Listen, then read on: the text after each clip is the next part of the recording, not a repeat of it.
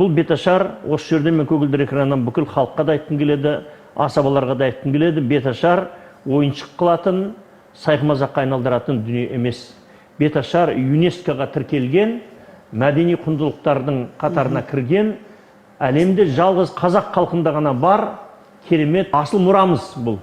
Бұны ойыншыққа айналдырып, онаны мәселенің бәрін әкеліп, анау ақша салуға ғана тіреп қойып, ананы айналдырып билеп, біреу тақпақпен ашып, ортаға шығып билеп жүретін, бұл ондай сайқымазаққа айналдыратын дүние емес. Сондықтан асабалар, жас асабалар, інілерім, айналайын, бұны тоқтатыңыздар.